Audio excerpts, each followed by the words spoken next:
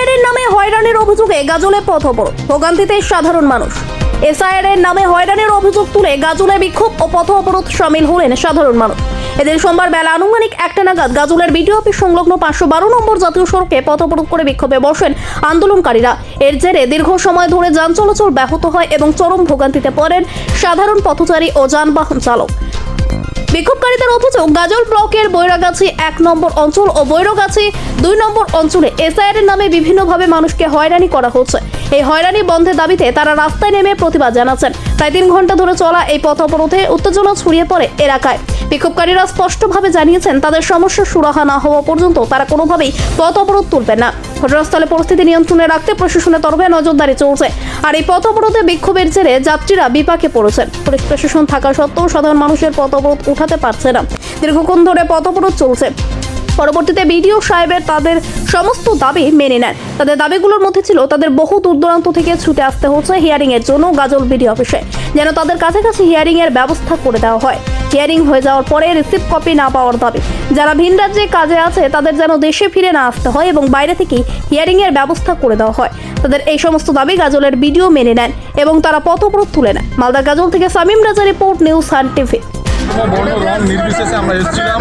আমাদের দাবি ছিল হিয়ারিং হোক, কিন্তু একটি বুথে 500, 600, 700 জন করে কেন হিয়ারিংয়ের নোটিশ পাঠানো হচ্ছে, যেখানে অন্যান্য অঞ্চলে হচ্ছে না? যদি ধরে নিয়ে আমরা কোনো প্রসঙ্গে কারো ডকুমেন্টে কোনো সমস্যা রয়েছে, তাহলে অন্যান্য অঞ্চলে কেন হচ্ছে না, শুধুমাত্র বৈরগাছি অনেক ক্ষেত্রে কেন হচ্ছে? এই প্রসঙ্গে আমাদের আজকে উদ্বোধন কর্তৃপক্ষ বিডিও সাহেব সহ জয়েন্ট বিডিও ছিলেন, ইআরও ছিলেন, প্রত্যেকে জানালেন যে ওনারা বৈরগাছি 1 অঞ্চল এলাকায় গিয়ে জিপি অফিসে মানুষের সুবিধার্থে হিয়ারিং করার ব্যবস্থাপনা করছেন।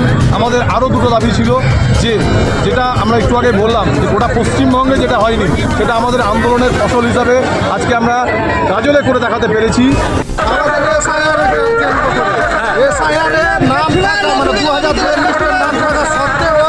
বারবার নোটিশ যাচ্ছে, মানে আমরা ফর্ম ফিল আপ করার পর আবার করলো, তারপরে আবার আপলোড করা হলো, তবুও হয়রানির শেষ নাই।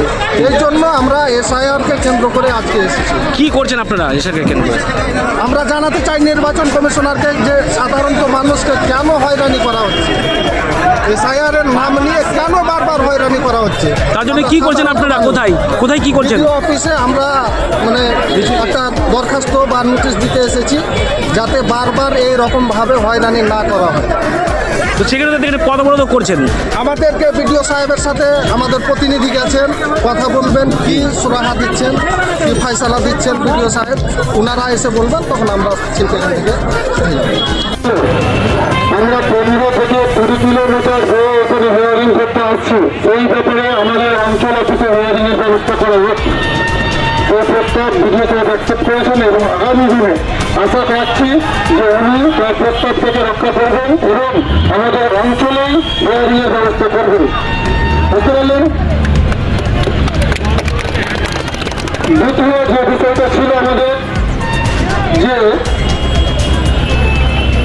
যারা পরিযায়ী শ্রমিক ডকুমেন্ট নিয়ে বাইরে চলে গেছে, প্রচলিত হচ্ছে হিয়ারিংয়ে উপস্থিত হতে হচ্ছে, যে সমস্যার সম্মুখীন আমরা হচ্ছিল, সেই ক্ষেত্রে পরিযায়ী শ্রমিকেরা যে যেখানে পারে নিজের কাজে যেতে পারে, কোনো সমস্যা নেই।